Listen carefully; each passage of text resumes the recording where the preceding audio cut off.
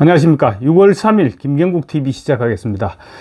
최근 조국 대표가 SK 최태원 회장과 노소영 씨 부부의 이혼소송과 관련해서 또 느닷없이 검찰을 직격했습니다.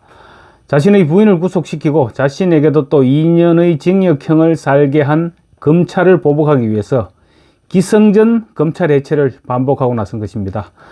자신의 잘못은 생각하지 않고 오직 자신의 죄를 단죄한 검찰에 복수하겠다, 이런 일념을 불태우고 있죠. 이런 사람이 지금 원내 12석의 의석을 차지한 정당의 대표가 되었으니 앞으로도 검찰에 대한 보복은 조국 혁신당의 존재 이유가 되지 않을까, 그렇게 생각됩니다. 이런 조국에게 국민의힘 김민전 대변인 오늘 또 직격탄을 날렸습니다. 조국이 어제 SNS에 올린 글은 이렇습니다. 최태원, 노소영 두 사람의 애정 파탄 문제에 자신은 관심이 없고 이 부부의 엄청난 재산의 출발점이 노태우 비자금과 정경유착에 의한 범죄 행위의 수익이라는 점과 그리고 당시 검찰의 직무유기를 눈여겨봐야 한다, 이런 주장을 내놓았습니다. 그러면서 당시 비자금에 대해서 소문이 파다했지만 검찰은 전혀 수사하지 않았고 그런 주장과 함께 느닷없이 윤석열 정권 하에서도 정경유착으로 혜택을 보고 있는 기업은 없는지, 이에 대해 검찰은 수사를 하고 있는지도 주시해야 된다, 이런 주장을 내놓았던 것입니다. 도둑에게 힘이 생기면 느린 일이 발생하는 것입니다. 나쁜 놈이 자기를 잡으려는 경찰을 아무런 근거도 없이 경찰이 더 나쁜 짓을 저질렀을 수도 있으니 제대로 감시해야 된다, 이렇게 주장하고 있는 것입니다. 국민의힘 김민전 대변인이 이런 조국을 직격했습니다. 왜 과거의 비자금을 철저하게 단죄하지 못했는지 우리가 관심을 가져야 한다는 말은 모두 맞는 말인데, 그렇지만 우리가 더 관심을 가져야 할 부분은 문재인과 조국 사이의 관계, 두 사람의 수상한 관계에도 관심을 가져야 된다, 이런 얘기였습니다. 먼저 조국과 문재인 청와대에서 저질렀던 범죄 혐의에 대해서 제대로 짚고 넘어가야 된다는 것입니다. 그리고 조국은 과거에도 그랬지만 현재에도 자신의 저지른 행동에 대해 반성 없이 다른 사람의 죄를 단죄하려는 못된 습성이 있는데 그 부분을 지적한 것입니다. 김 대변인은 우선 조국이 법무부 장관 후보 시절 2019년 8월이었죠. 사회 환원을 약속했던 웅동학원이 어떻게 됐는지 그것부터 물었습니다. 조국은 당시 이렇게 얘기했죠. 가족이 운영해온 학교법인 웅동학원도 국가나 공익재단에 넘기고 학교에서 손을 떼겠다. 국민들의 따가운 질책을 잠시 피하기 위한 것이 아닌 진심에서 우러나온 저의 실천이다. 전 가족이 고민해서 내린 결정이다. 그러면서 웅동학원 사회환원 조치 방침을 밝혔습니다. 그렇지만 웅동학원 사회환원은 아직까지도 강간무소식입니다. 뿐만 아니라 지난 5년 동안 사회환원을 위한 어떠한 시도도 없었던 것으로 드러났습니다. 사학재단으로 사회환원하려면 그 방식이 무엇이든 관계없이 반드시 경남교육청과 협의해야 되는데 지난 4월 초까지 그런 과정은 전혀 없었다고 합니다. 거짓말과 윗선은 조국 일가족의 주특기죠. 국민을 상대로 예사로 거짓말하고 거짓말이 들키면 또 거짓말하면서 국민을 우롱해왔다는 점을 김 대변인이 지적한 것입니다. 김 대변인은 그러면서 또 울산시장 선거에 대한 청와대의 개입에 있어서 조국 민정수석은 무슨 역할을 했느냐, 이렇게 물었습니다. 핵심 집계 라인에 있던 백원우와 박형철 전 비서관이 하명수사로 유죄를 선고받았죠. 그렇다면 민정수석으로서 직속 상관이었던 조국은 진짜 몰라서 막지 못했던 것이냐, 이렇게 물은 것입니다.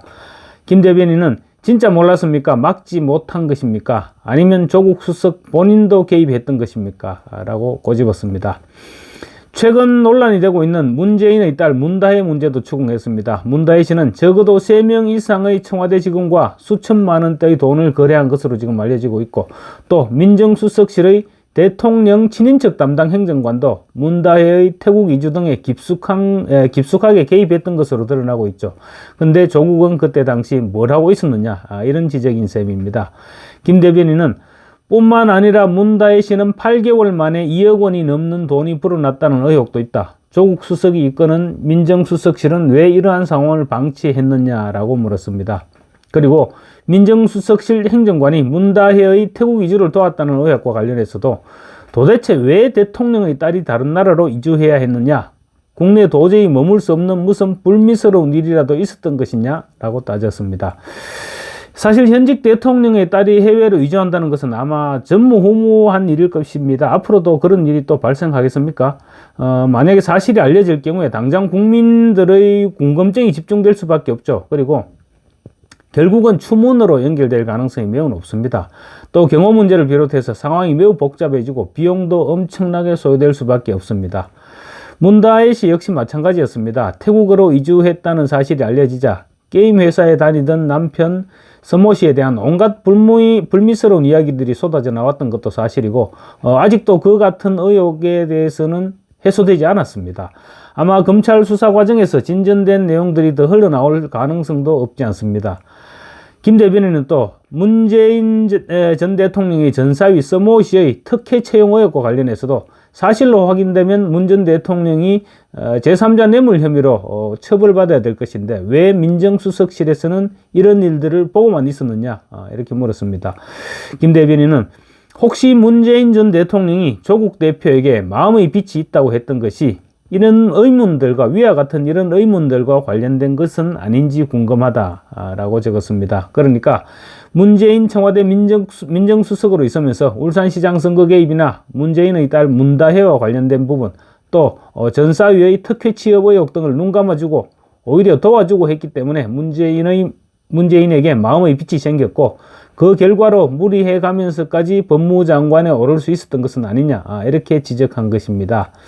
김 대변인은 노태우 전 대통령이 비자금이 얼마인지 어떻게 형성되었는지 어디로 흘러들어갔는지 비자금의 씨앗으로 뿌린 열매가 어떻게 되었는지 왜 지금까지 철저하게 단죄하지 못했는지에 대해서 우리가 관심을 가져야 된다고 얘기했는데 다 맞는 말이다. 그러면서 문재인과 조국의 관계에 노태우 전 대통령과 SK의 관계를 빗대었습니다. 노태우와 SK 간의 유착이 어디서 시작돼 어떻게 흘러왔는지에 대해서 관심을 가지듯이 문재인과 조국의 유착 관계가 어떤 과정을 거쳐 지금 어떤 결과를 가져왔는지도 제대로 살펴보자 이런 주장인 것입니다. 말하자면 문재인과 조국 역시 서로의 잘못을 덮어주는 부패의 고리로 연결돼 있어서 서로 끈끈한 관계가 이어졌던 것이 아니었느냐 이런 주장인 셈입니다. 김민전 대변인의 전곡을 찌르는 논평이었습니다. 감사합니다.